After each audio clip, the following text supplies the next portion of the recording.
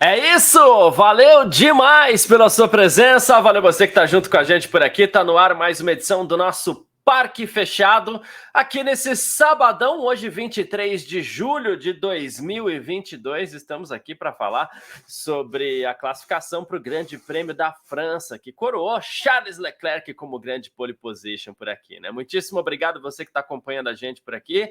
Aqui na F1 Mania é assim que funciona, né? Termina as sessões da Fórmula 1, você vem com a gente para o Parque Fechado para a gente debater tudo aquilo que aconteceu, tá?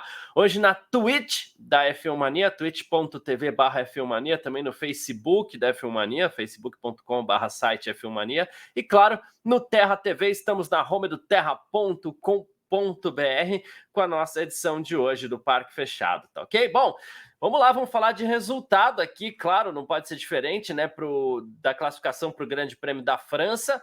Tivemos Ferrari na ponta, Charles Leclerc marcou 1:30.872, com auxílio aí do seu companheiro de equipe, Carlos Sainz, daqui a pouco a gente explica tudo direitinho, foi legal.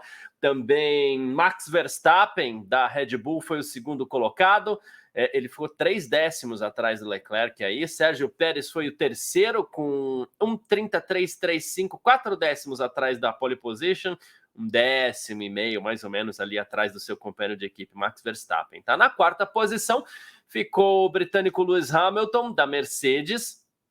Ele já ficou também ali a menos de 1 segundo da pole. Lando Norris, da McLaren, foi o quinto colocado, com George Russell, da Mercedes, o sexto, Fernando Alonso, da Alpine, o sétimo, Yuki Tsunoda, da AlphaTauri, o oitavo. Olha aí, a AlphaTauri se colocando entre as 10 depois de um tempinho, né? Não foi o piloto da casa, não foi o Pierre Gasly, mas o Yuki Tsunoda tá lá. Nono, Carlos Sainz, da Ferrari, ele que vai largar lá atrás, tá? Importante a gente ressaltar essa questão aí, né? Ele acabou trocando motor e tudo mais, então vai largar lá atrás.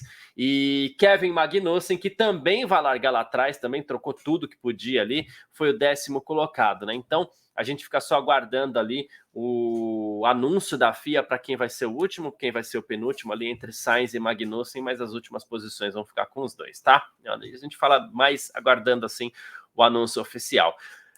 11º, e daqui para frente todo mundo ganha 2 posições, tá? Então, 11º, por exemplo, Daniel Ricciardo vai ser o 9º colocado. 12º, Esteban Ocon, da Alpine. 13º, Valtteri Bottas, da Alfa Romeo. 14º, Sebastian Vettel, da Aston Martin. 15º, Alexander Albon, da Williams. 16º, Pierre Gasly, da AlphaTauri. 17º, Lance Stroll, da Aston Martin. Guan Yu Zhou, da Alfa Romeo, foi o 18º colocado. 19º, Mick Schumacher, que também se envolveu num um daqueles dias da gente ficar reclamando de limites de pista, né? A vítima hoje foi o Mick Schumacher, a gente vai falar disso daqui a pouco também. Foi 19º colocado, vai largar em 17º, e Nicolas Latifi foi o 20º, vai largar em 18º, e assim, como a gente falou, né? 9º e 10º, Carlos Sainz e Kevin Magnussen vão ficar com as 2 últimas posições, tá ok? Bom, aguardando o ok do Vitor Berto, tá tudo ok? Então vamos nessa.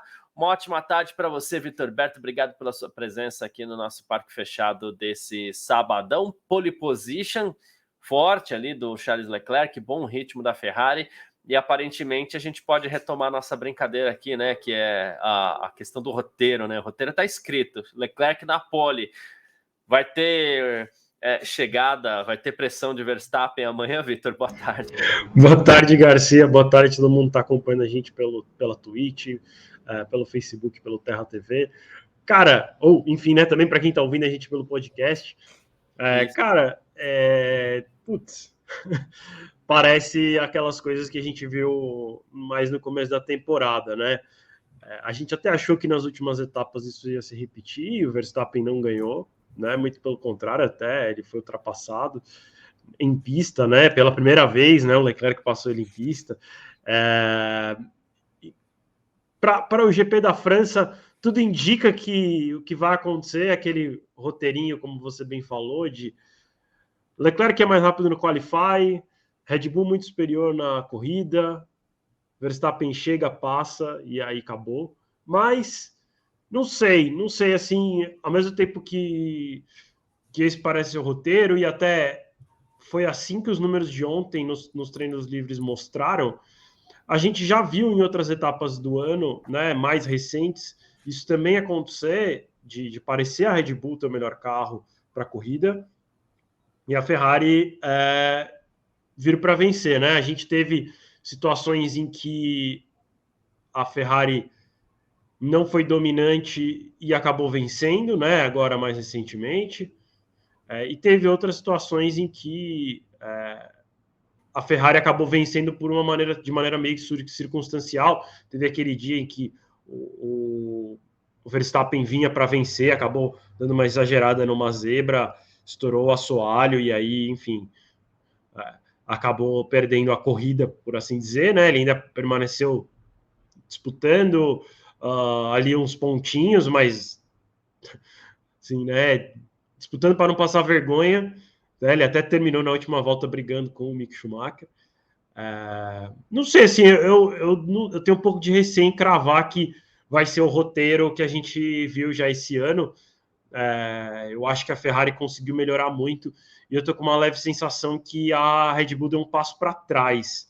Não só a Ferrari deu um passo para frente, mas como para mim a Red Bull também deu um passo para trás, porque a Red Bull parece estar sofrendo em algumas situações. Não só que ela agora me parece um pouco mais lenta que a Ferrari, mas ela parece sofrer em determinadas circunstâncias e até chega a ser ameaçada em alguns momentos por outras equipes, né? Então, o GP da França, o circuito de Paul Ricard não parece ser muito para a Mercedes, né? Pelo que a gente viu nos treinos todos, ou hoje mesmo ficando meio segundo, o Hamilton ficando meio segundo atrás do Pérez, mas em outras pistas a gente já viu a Mercedes chegar um pouquinho mais perto e vai saber o que pode acontecer amanhã. Às vezes, num stint mais longo, a Mercedes tem um pouquinho mais de essa situação de economia de pneu, porque parece que a Red Bull agora está gastando muito, e é muito louco, né? Porque o Verstappen era o cara que normalmente gastava pouco pneu, conseguia levar mais para frente e tal, manter tudo muito bem controlado, sempre falando pelo rádio que os pneus estão todos ótimos, e a gente viu aí nas 2 últimas etapas ele sofrendo já muito mais com isso. Então, eu vou ficar meio em cima do muro por enquanto. Eu vou deixar para quando eu tiver que dar o meu palpite do vencedor me comprometer. Agora eu estou um pouco na dúvida assim, se a gente vai ver o roteiro de Ferrari dominante no Qualify e Red Bull dominante na corrida. Está no mudo, Garcia. Perdão. Os elementos que eu teria para trazer aqui seriam basicamente esses, né? A gente teve uma Red Bull que, como você bem citou, dá indícios de que ela pode ter dado um passo atrás nessa questão. Às vezes a atualização de um carro, ela pode tornar o carro mais rápido, mais equilibrado, mas isso pode acabar tendo algum tipo de efeito nos pneus, né? Tipo, você cobre o rosto aqui quando tá com frio, aí a coberta vem e descobre os pés, né? O cobertor.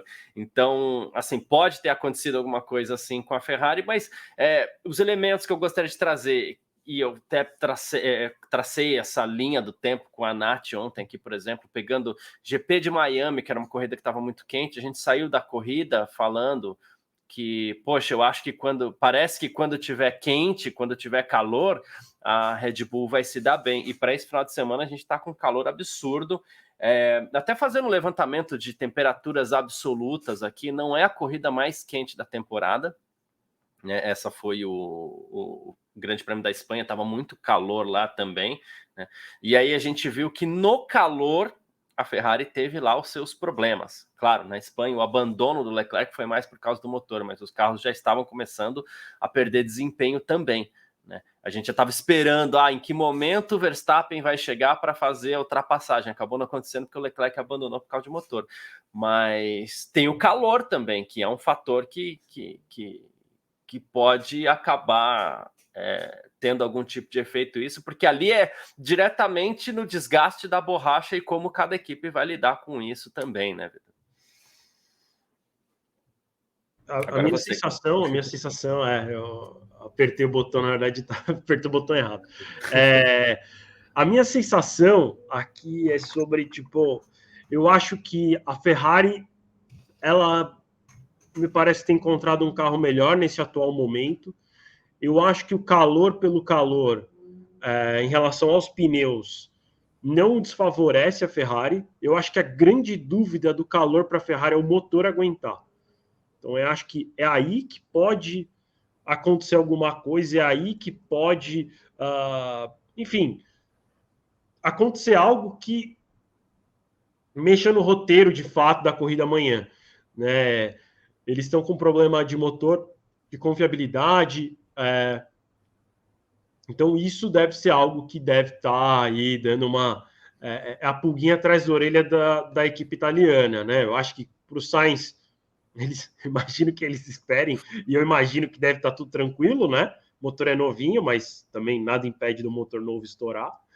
Para o Leclerc, a coisa é um pouquinho mais tensa, né? Mas é sempre muito difícil, né? É muito difícil, porque às vezes o problema da Ferrari de motor não está diretamente ligado a calor, pode estar ligado a algum outro tipo de problema, né? A gente já citou muito ao longo dessa temporada que talvez o problema de motor da Ferrari, né? Quando for problema de motor, não potência, né? Mas confiabilidade do motor, isso talvez esteja ligado ao porpoising, né?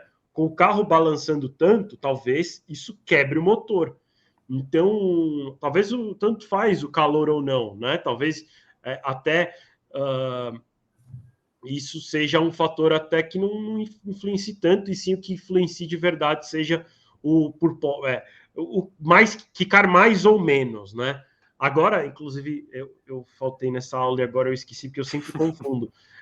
Agora eu não lembro se no calor tem menos porpoising ou mais porpoising, mas, enfim, o ar fica mais fino no calor, portanto, você tem menos pressão aerodinâmica.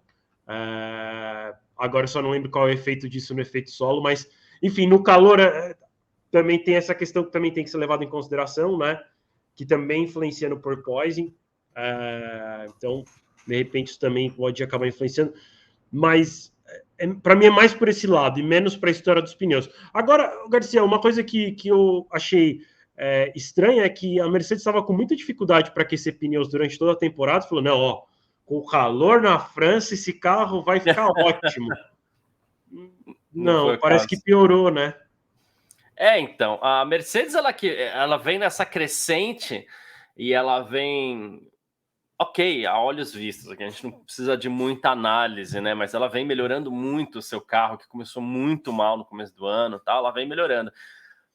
Mas ela freou um pouquinho essa escala. Ela tá ali agora, claro, na casa de menos de 1 segundo para o mais rápido, no caso, hoje a Ferrari, né?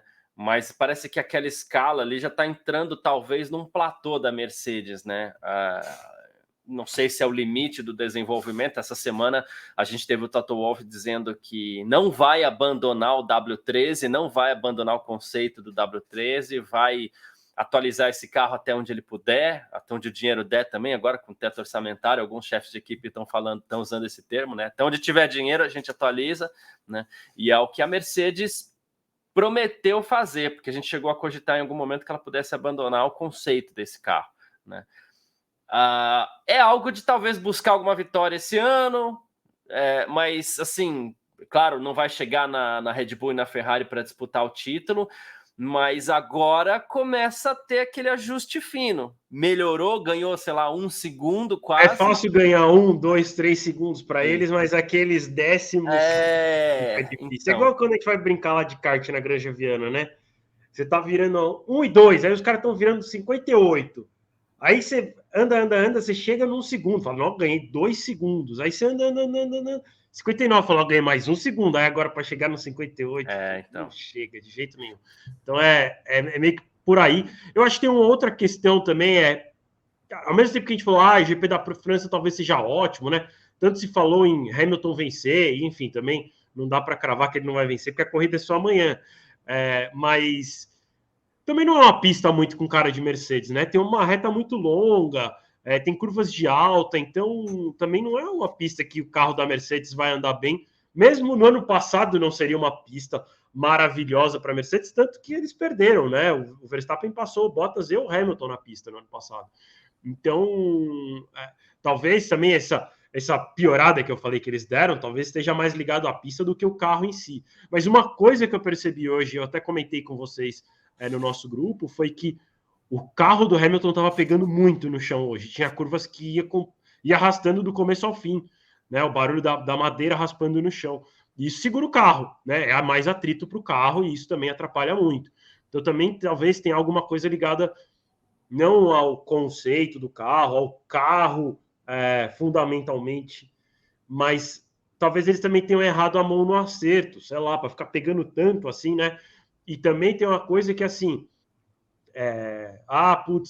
Por que ele não arruma o carro depois que ele viu que na primeira volta foi pegando tudo? Não pode mais. Parque fechado, como chama aqui a nossa live. Lá começa o parque fechado, não pode mais mexer no carro. Dá para fazer um ajustezinho na asa dianteira, mas mexer a altura de carro não pode mais. Não pode mexer mais meio que em quase nada. Então, imagina que estava tudo bem no TL3, foi para o Qualify, o carro inteiro pegando no chão, ele fala pelo rádio, então, tá pegando no chão, precisa subir. Não pode. Tem que ir assim até amanhã, o final da corrida. Também tem isso que pode estar, enfim, aí envolvido, pode estar influenciando de alguma maneira. E é curioso que, assim, a Mercedes lutou muito contra o porpoising, e uma das soluções para o porpoising seria levantar um pouco o carro para diminuir esse efeito, para o carro vibrar um pouco menos. Mas agora que ela resolveu esse problema, o que ela está experimentando? Vamos baixar quanto? Dá para baixar tudo? Então, talvez tenha acontecido algo um pouco nessa linha aí que você citou mesmo, né? Baixamos, ok. Putz, baixamos demais. Tá melhorando. Vamos baixar mais, tá melhorando, baixa mais. Melhorou, baixa mais. Pegou e passamos do ponto, é isso. E aí agora, meu amigo, agora não dá para mexer, né? Ou é alguma coisa que eles estão já visualizando, porque a gente sabe que tem isso também, o acerto de corrida e o acerto de classificação, né? Alguma coisa que eles estão visualizando.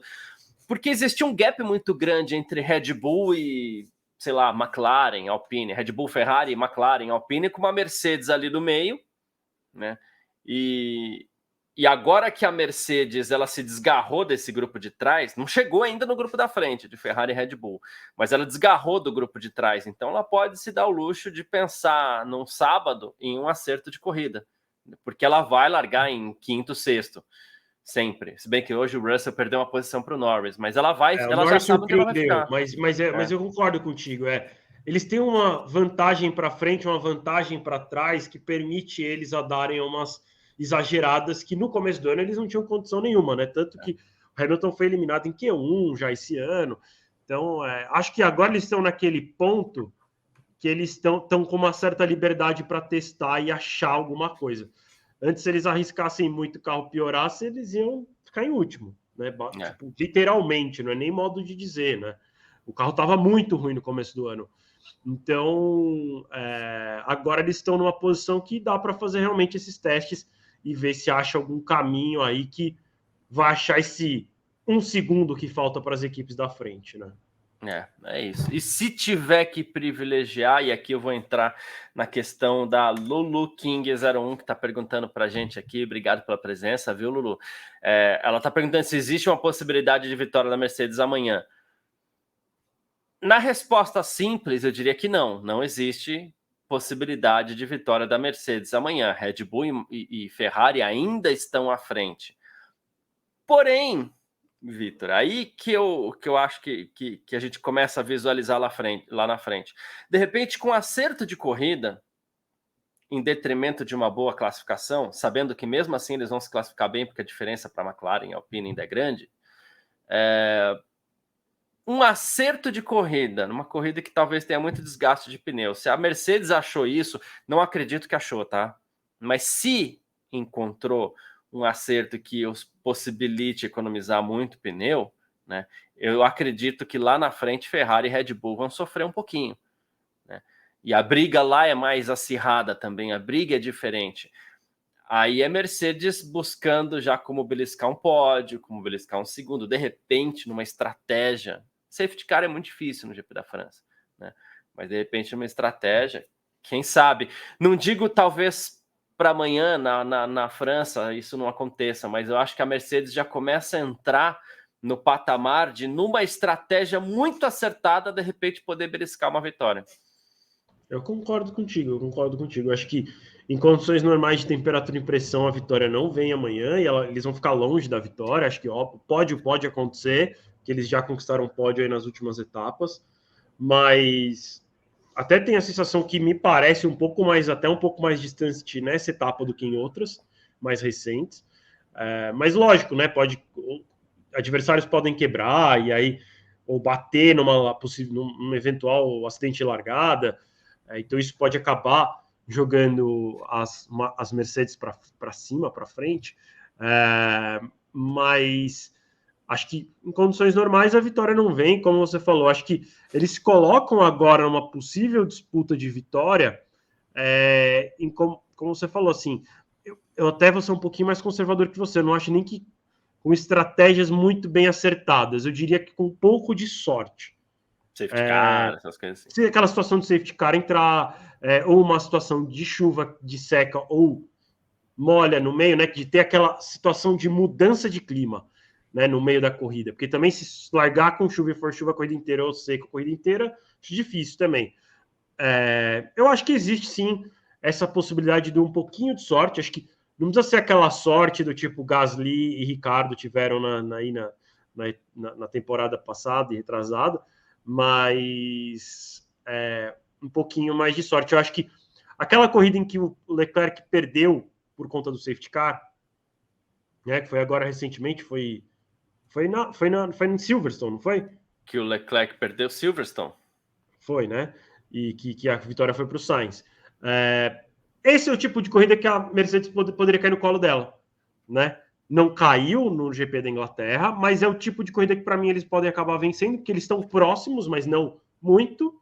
Mas aí eles dão uma sortezinha, um acerto de estratégia, acabam vencendo. Boa. Piraporinha 22 tá perguntando para a gente que boa tarde, pessoal. Dúvida rápida: depois de quantas corridas pode trocar os motores sem punição, como foi com o Magnata, né, o Magnussen e o Carlos Sainz? Na verdade, são 3 motores para a temporada inteira. Quando você vai trocar, você decide. Você pode usar um novo motor, depois pegar aquele velho de novo A lá mudou, e botar né, no Garcia? carro.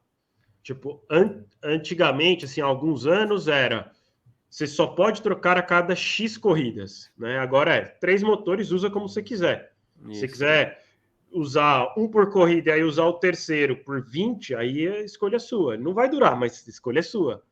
Ou se quiser pegar o primeiro motor que você usou de novo, pode. Isso. Não, tá bom, esse aqui Ele não é quebrou, mas não tem o descartado, né? primeiro. Você pode Exatamente. recuperar. Então, são 3 motores para 22 corridas, que inclusive 22 não, 23 corridas, porque a soma das 3 sprints dá mais uma corrida, né? Então, e era um calendário de 23 corridas também, né, Garcia? Então, isso. assim, na verdade, até a gente estava falando dos carros andarem 24 corridas, né? A distância de 24 corridas ao longo da temporada. Como você bem lembrou, a soma das 3 sprints dá mais uma corrida.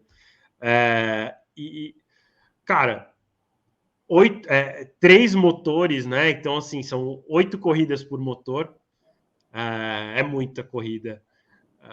É muito louco porque aumentou muito o número de corridas e o número de motores até diminuiu, né? E no passado recente eram 4, então vai ficando difícil. Como eu falei, acho que foi na live do GP da Áustria, que para mim essa regra tinha que cair, né? Não deveria ter mais limite de motores. Essa regra veio principalmente para limitar os gastos das equipes. Então, tinha equipe rica que fazia 2 motores por corrida e as pobres tinham que fazer o motor durar várias, né? Então, para tentar dar uma igualada, a Fórmula 1 foi lá, colocou essa regra para fazer com que as equipes grandes também sofressem com problema de motor. A questão é que hoje a gente tem o teto orçamentário. Então, para mim, deveria ser: tem o teto orçamentário. Se você quer correr com 1 ou 35 motores, você não estourando o orçamento da equipe na temporada, é uma escolha sua. Você investe mais em motor, mas aí não faz menos evolução aerodinâmica, viaja com menos gente para as corridas. Enfim, você decide como vai gastar o dinheiro. E é curioso que a gente, num passado, olha, nem tão distante assim, né? Como você citou, você falou eram 4 motores para 18 corridas. Então, assim, 4 corridas e meia por motor, né? E hoje a gente está quase 24 corridas para 3 motores, são quase 8 corridas por motor. Então, assim, e tanto que você vê que todo mundo é punido. Eu acho que a falha da regra ela fica muito evidente quando você vê que toda a temporada praticamente todos os pilotos são punidos, né? Então, assim, a regra deveria ser para punir um ou outro que é exagerado, né? No fim, eles punem todo mundo. Então, no fim, as equipes também acabam construindo 4, 5 motores, 6 motores do mesmo jeito. A única diferença é que eles vão ser punidos, mas o gasto acaba acontecendo também. O ano passado a gente teve uma disputa espetacular de título ali entre o Verstappen e o Hamilton, e da metade para o fim da temporada a gente começou a fazer conta aqui, né? Não, mas olha, o Hamilton poderia trocar agora, então marcar a troca do Verstappen marcar a troca, gente. Olha até o absurdo que a gente foi, né? Tentando fazer a estratégia em cima da punição que a gente sabia que viria para um dos dois, e a gente ficou ainda na dúvida. O Verstappen ainda conseguiu fazer 8 corridas com seu motor até o final, mas foi para o risco, porque esses motores em geral, e acho que o motor do Verstappen foi o único ano passado que conseguiu aguentar 8 corridas, né? Ou seja, não tem como você forçar, não tem para quê, né? Talvez você forçar tanto assim, né? O Fazandes, inclusive, está fazendo um comentário aqui sobre o teto de gastos. Ele falou que o teto de gastos da Fórmula 1 ainda é muito alto para as demais equipes, aquelas que não são de fábrica, né? Eu vejo que aqui, mais na verdade, ou menos. Todas elas já estão bem próximas ao teto, porque o teto, na verdade, é bem baixo. Isso. É assim, as equipes grandes diminuíram muito o gasto, porque tem equipe, sei lá, a Mercedes da vida está gastando metade do que gastava até antes de ter o teto. Inclusive, eu acho que vale lembrar uma coisa, conseguiram impor uma dificuldade para as equipes grandes que iam ter que trabalhar com menos dinheiro, né? Sim, não, e Garcia, também vale lembrar que 2 coisas em relação à regra, que o desenvolvimento de motores não está dentro dessa regra, então, porque senão Mercedes, Ferrari e Alpine seriam prejudicadas, porque elas, além de terem equipes, elas são montadoras do motor que eles vendem ou cedem para outras equipes, e os salários dos altos executivos e dos pilotos também não está dentro do teto.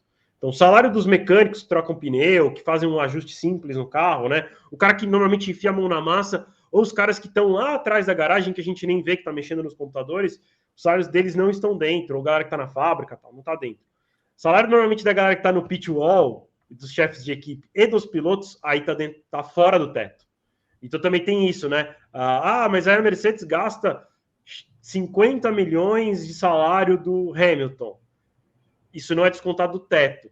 E aí, como a Mercedes tem mais dinheiro, ela acaba tendo a possibilidade de contratar um Hamilton, enquanto uma equipe pequena acaba não tendo, né? Inclusive, as equipes pequenas correm com pilotos pagantes. E é por conta desses pilotos pagantes que também as equipes conseguiram se aproximar do teto, as equipes menores. E também tem um outro fator super importante, que é a nova geração de fãs que foi trazida pelo Netflix, né? A Fórmula 1 se popularizou nos últimos 2 anos de uma maneira muito grande mesmo. Eu acho que talvez aqui no Brasil até a popularidade da Fórmula 1 caiu um pouco, porque afinal não temos pilotos brasileiros, e o brasileiro é um povo que gosta de ver seus atletas se dando bem, então isso prejudica a popularidade da Fórmula 1 no Brasil. Tem outro fator que é passar na Band, a Band é menor do que a TV Globo, independente de qualquer opinião, a Band tem menos antenas no Brasil do que a Globo, então tem lugares do Brasil em que a Band não pega, e a Band não transmite a Fórmula 1 para quem tem parabólica, também tem isso, a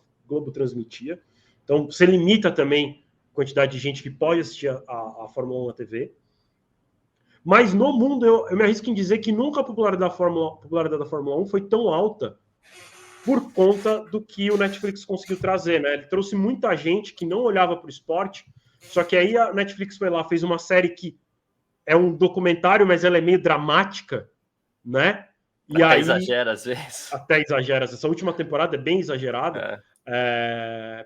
E aí trouxe um público novo. E aí esse público novo assistindo a Fórmula 1 e comentando sobre a Fórmula 1 fez com que novos patrocinadores entrassem na categoria. Assim, a Fórmula 1, enquanto categoria, nunca teve tantos patrocinadores como tem hoje.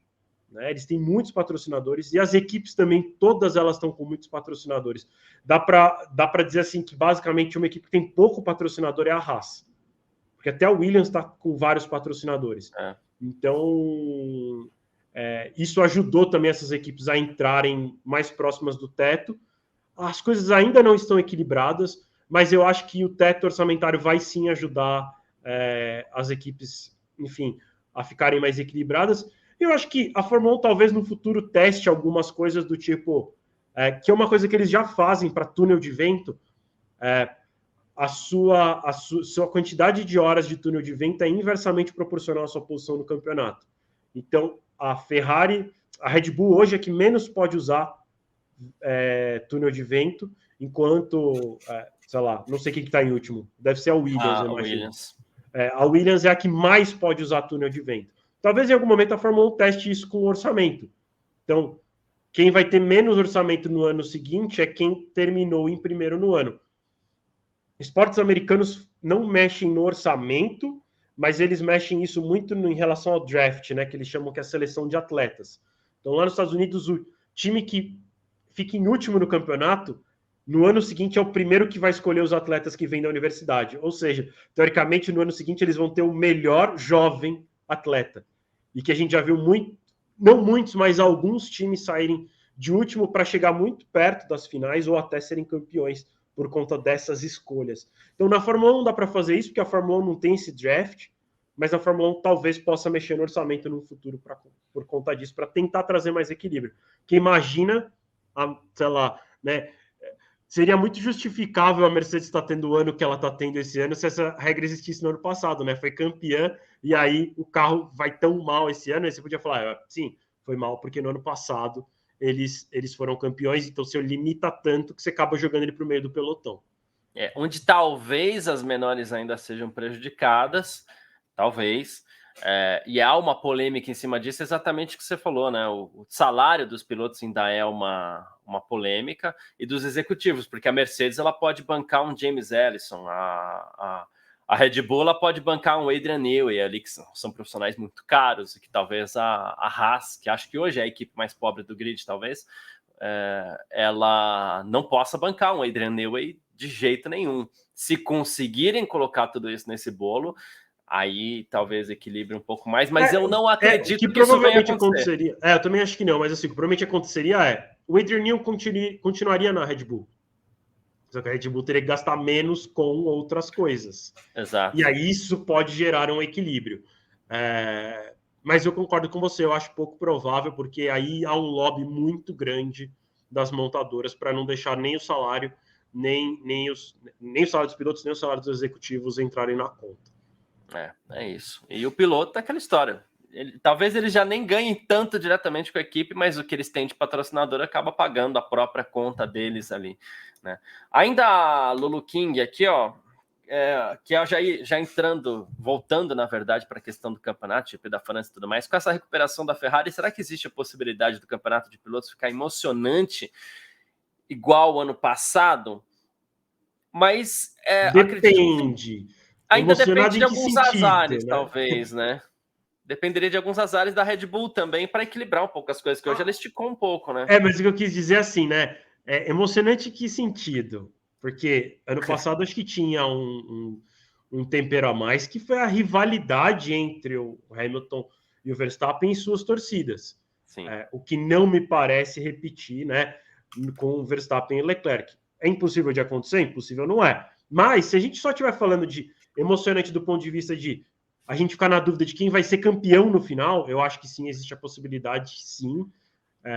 Eu até hoje, olhando por hoje, pode ser que eu mude de opinião amanhã, mas até hoje eu estou com a sensação que isso vai acontecer. Eu acho que o Leclerc vai continuar tirando pontos, porque acho que a Ferrari conseguiu achar um bom caminho, ou, como eu falei também no início da live, tem uma leve sensação que a Red Bull deu um passo para trás, porque dá para ver que o Pérez está sofrendo mais, e eles sofreram mais com pneus nas últimas etapas, então é bom a gente ficar de olho, porque pode ser que realmente a Ferrari hoje seja o melhor carro, né? A gente já teve aquele momento, melhor Ferrari, melhor Red Bull, melhor Ferrari, hoje me parece ser melhor a Ferrari. Amanhã, inclusive, a gente vai ter uma grande resposta, e não digo assim, a gente está entrando na segunda metade da temporada, antes das férias, porque as férias começam só semana que vem, no final da semana que vem, né? Mas a gente está entrando na segunda metade da temporada com essa dúvida. Amanhã a gente vai ver isso, porque o problema da Ferrari me parecia a gestão de pneus, única e exclusivamente. Claro, confiabilidade, mas isso a Red Bull já passou por isso.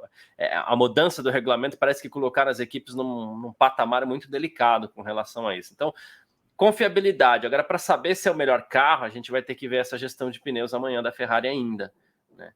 E se a Ferrari ganhar com Leclerc amanhã, aí a gente começa a entrar naquela distância de uma vitória entre Verstappen e Leclerc, porque são 32 pontos hoje separando os dois. Vamos ignorar a melhor volta, que a melhor volta às vezes deixa a gente meio confuso na hora de fazer a conta de pontos, né? Mas se o Leclerc ganhar amanhã com o Verstappen em segundo, e a gente tem que pensar sempre assim, se a gente está falando uma disputa de título, aí eles entram na distância de uma vitória, aí tudo pode acontecer. Um abandono pode empatar o campeonato de novo, né?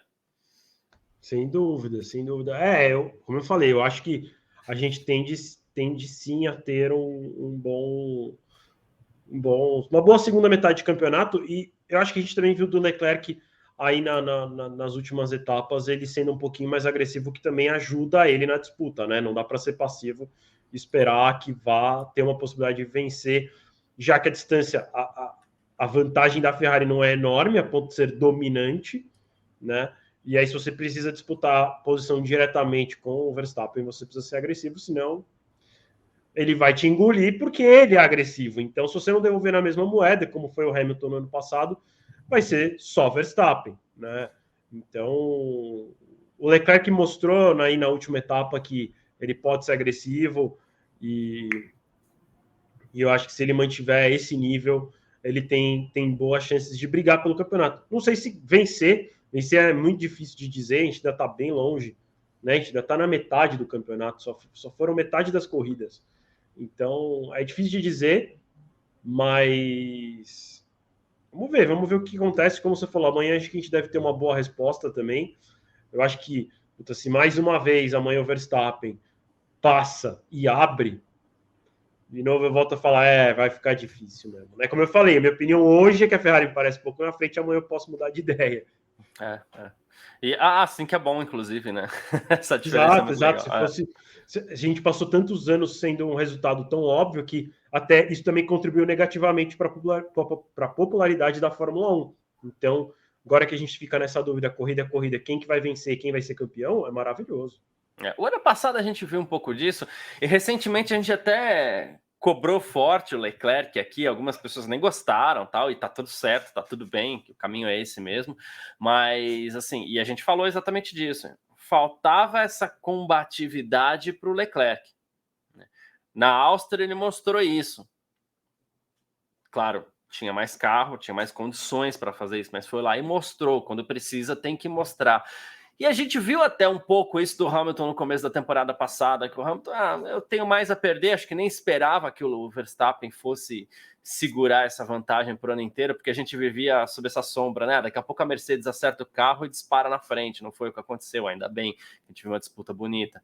Então pode ser que aconteça alguma coisa parecida esse ano, e que o Leclerc também acorde como parece ter acordado para essa disputa que tende a ser muito bacana, né? Sem dúvida. Mais uma aqui, Vitor, que eu queria trazer rapidinho, né? A gente teve muito equilíbrio entre o Leclerc, embora a gente esteja falando isso, melhor carro, tudo mais, a gente teve um equilíbrio forte aqui, mas a gente teve uma presença do Sainz, né?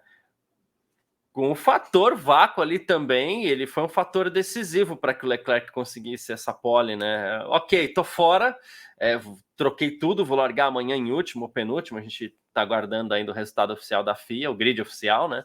Mas, vou largar em último, mas ok, vou disputar o Q2, vou disputar o Q3 e vou dar vácuo para o Leclerc sim, né? Sim, eu acho que a Ferrari fez muito bem hoje, usou todas as cartas que ela tinha, realmente não faria diferença nenhuma para o Sainz o que acontecesse nesse Q3, então ele fez bem dar o vácuo para o Leclerc e jogar o Leclerc para pole position. Eu sinceramente acho que ele foi definitivo na primeira tentativa, né, que a diferença ficou só em 8 milésimos entre o Leclerc e o Verstappen. Na segunda, a minha sensação é que o Leclerc seria pole de qualquer maneira, né? Ele ficou só aí com em torno de 3 décimos de vantagem. O Verstappen não. Ele até melhorou sua própria volta, mas foi só 7 centésimos, foi muito pouquinho, acho que foram 72 milésimos, se eu não me engano. Então, não. Eu acho que o Leclerc melhoraria muito mais do que o Verstappen conseguiu. Eu acho que o Verstappen teve uma segunda tentativa ruim, e por isso o Sainz foi menos definitivo. Mas, como eu falei, Ferrari fez o jogo certo, entre aspas, deu aí a pole position para o Leclerc. Tá certo, eu acho que tem que jogar com as cartas que eles têm na mão. Vale o que fosse o campeonato. contrário hoje, E os caras passam por um jejum muito longo. Né? A equipe mais popular, talvez uma das montadoras mais populares do mundo. Então, os caras têm que jogar com as cartas que têm, não fizeram nada de errado. de novo, não prejudicaram em nada o Sainz. E eu acho que eu até também sou da opinião que se em algum momento tiver que prejudicar o Sainz pela disputa pelo título, que prejudique, assim. O que eu não acho que não pode acontecer é bater deliberadamente, esse tipo de coisa que aí antes de esportivo. Mas se lá na frente o Sainz tiver que fazer a mesma coisa, abortar sua volta, né? Porque joga a volta completamente no lixo, para repetir isso e dar uma pole position para o Leclerc, cara, é uma pena para o Sainz, mas é isso, a Ferrari quer ser campeã, ela diz que quer ser campeã como equipe, mas sei lá, minha sensação é que a gente já discutiu sobre isso também no ano passado, mas no fim a gente nunca lembra quais foram as equipes campeãs ano a ano, mas os pilotos a gente nunca esquece. Então acho que na boa vale muito mais para a Ferrari ser campeã com Leclerc do que ser campeã de construtores. Imagina aquela situação, né? Campeã de construtores, mas não é campeã dos pilotos. Como foi a Mercedes no ano passado, né? A gente fica falando do título do Verstappen, a gente não fica falando do título da Mercedes. Foi ano passado.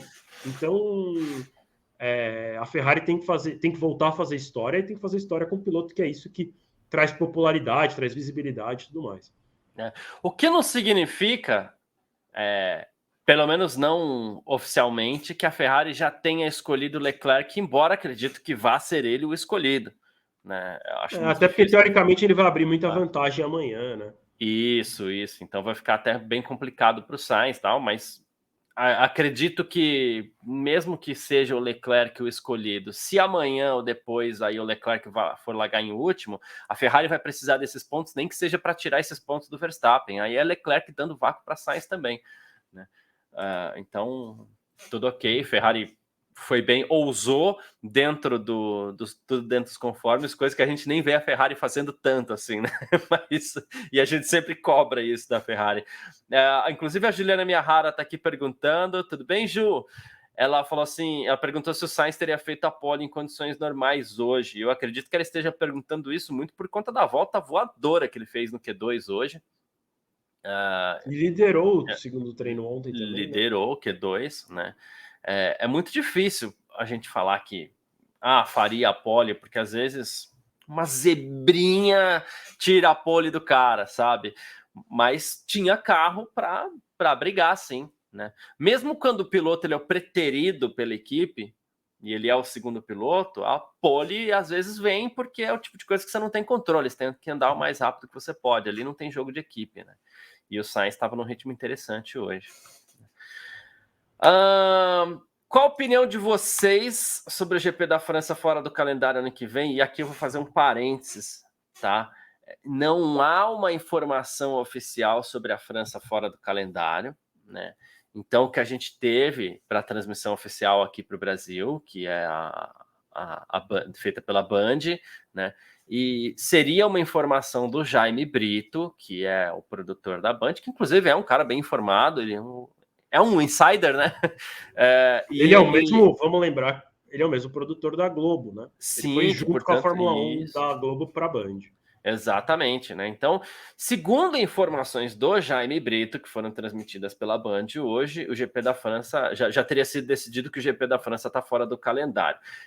Embora não seja uma informação oficial, essas dicas vêm sendo dadas há algumas semanas, inclusive os próprios pilotos lá chegaram à França em ar de despedida. O Ocon falou essa semana, poxa, eu queria ir bem porque eu acho que pode ser a última. Os pilotos já sacaram isso, todo mundo está sacando isso.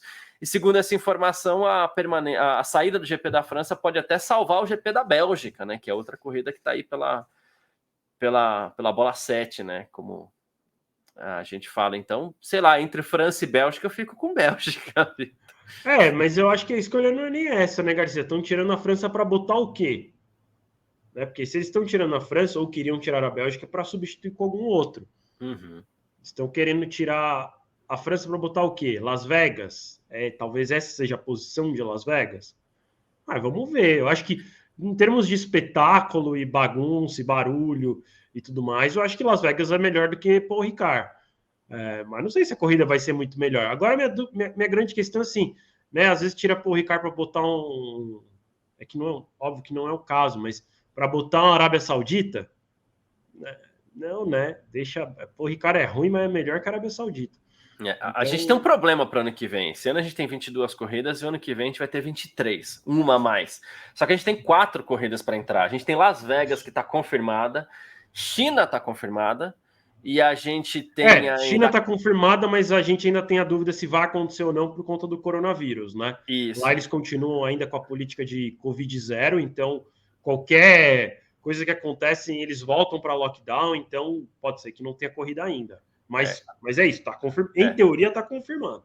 A gente tem Qatar confirmado e a gente teve os executivos da Fórmula 1 lá em Kyalami essa semana, porque há uma chance muito grande de Kyalami voltar para a Fórmula 1. Então são 4 corridas para mais uma data. Tem que tirar a gente. Se for para se fechar tudo isso, tem que tirar a gente. Então, mas aí fica uma dúvida. Realmente vão ser 23 corridas? Meu Deus. Ou vão subir para 25? Que o regulamento já permite, né? Eu acho que sobe para 25.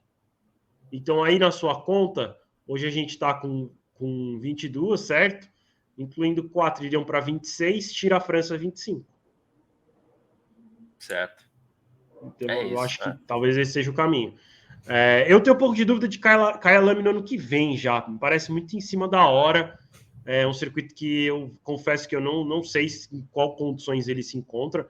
Não estou querendo levantar nenhuma lebre, tipo, não, está ruim. Não sei, eu não sei mesmo, ignorância minha, não sei. São boas, mas necessita alguma intervenção. E a gente não está falando de Emirados Árabes que faz aqueles milagres em 3 meses, né? Então, não sei se dá tempo. Imagina que se fosse aqui no Brasil, não daria tempo. Agora vai ter, né, uma corrida no Rio de Janeiro, né? Que aquela história que rolou recentemente. Nem se fosse em 3 anos sairia o autódromo. Então, não sei se dá tempo lá na África do Sul para já entrar no calendário do ano que vem. Eu acho que a gente vai ver sim uma corrida na África do Sul, mas não sei se em 2023, talvez 2024, mas sei lá, a Fórmula 1 ultimamente anda tão maluca que é possível. Esse é o meu grande receio, né? Mas temos, só para complementar a título de informação, tá? O que a gente tem, corrida que estava sob risco, a Espanha assinou, vai estar ano que vem. Mônaco ainda não assinou, acho muito difícil que tirem Mônaco da Fórmula 1, mas ainda não assinou. A gente tem Bélgica, que ainda não assinou, está sob risco. E essa semana também saiu informação que os organizadores do Grande Prêmio da Holanda estão com dificuldades para organizar a corrida do ano que vem também, né? O Garcia, acho que desses casos todos que você falou, a gente sabe que grana é um fator super decisivo. Se a gente for olhar só para a grana, o lugar que mais sofre é Mônaco. Eles vão falar, nossa, mas Mônaco, lugar dos ricos, né? Imagina. Os ricos não estão nem aí, né?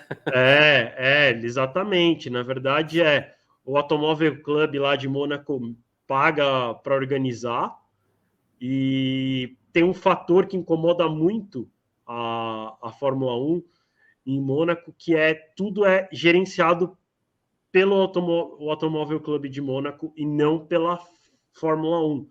Então, por exemplo, coisas bobas, as placas de pista são comercializadas por Mônaco e não pela Fórmula 1.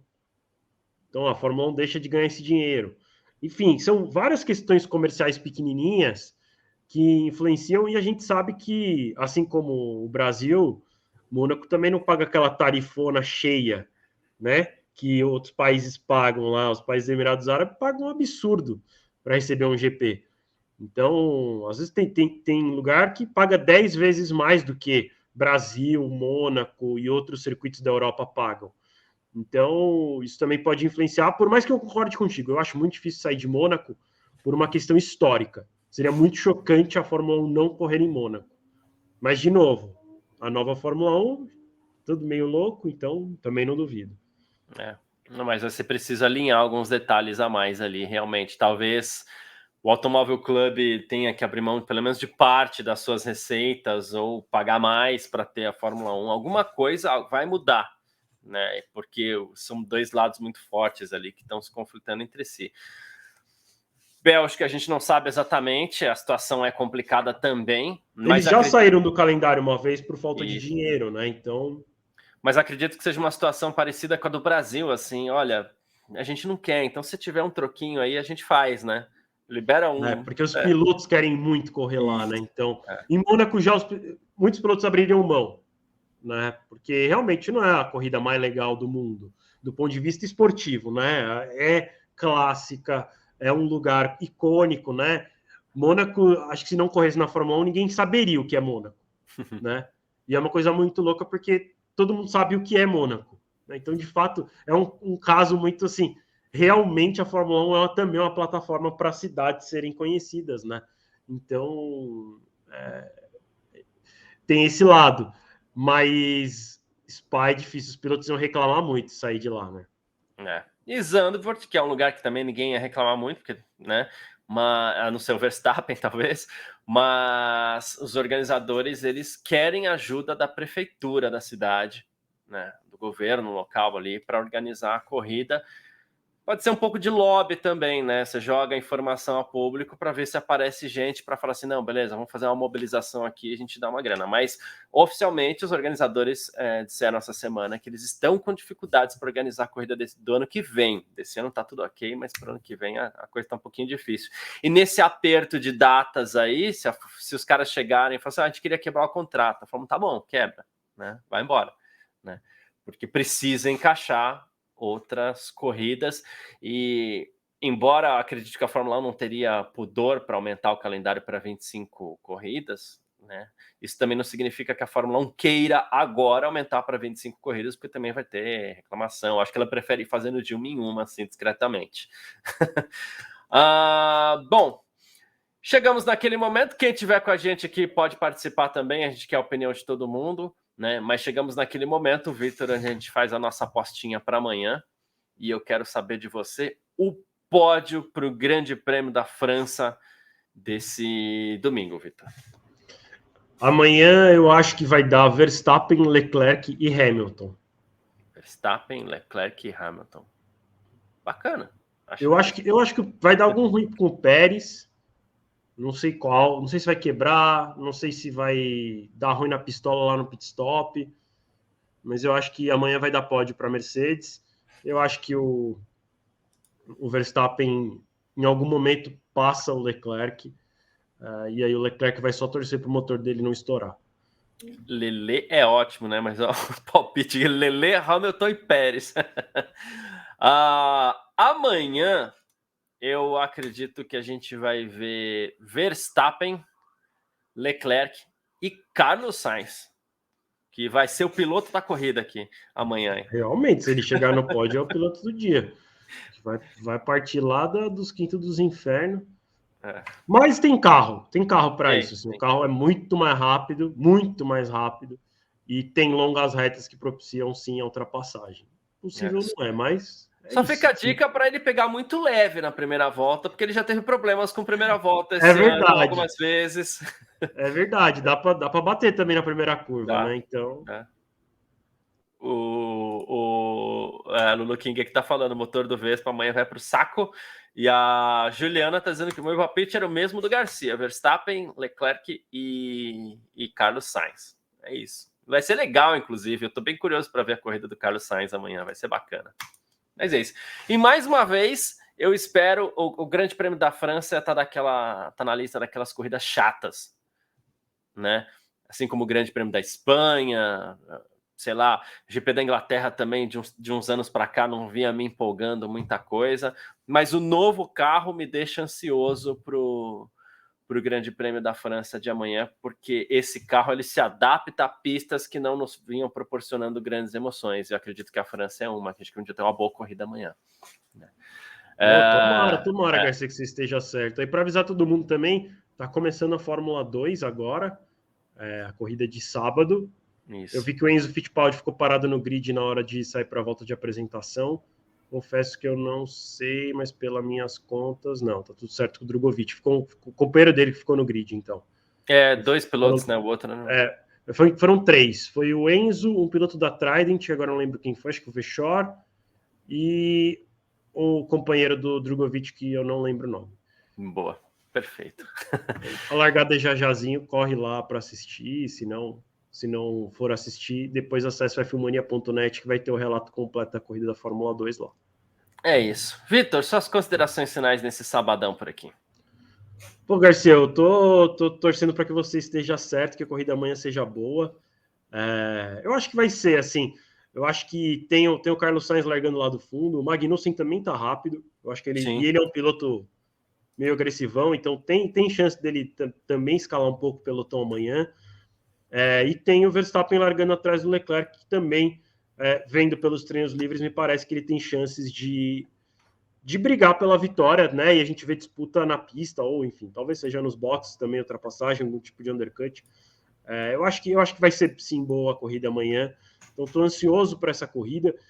Convido todo mundo a acessar o www.f1mania.net para acompanhar aí o tempo real da corrida amanhã, mas não precisa esperar até amanhã para acessar, não. Acessa lá agora, já tem declaração dos pilotos em relação ao grid de hoje, galeria de fotos, vídeos, podcasts, tudo você encontra lá no f1mania.net.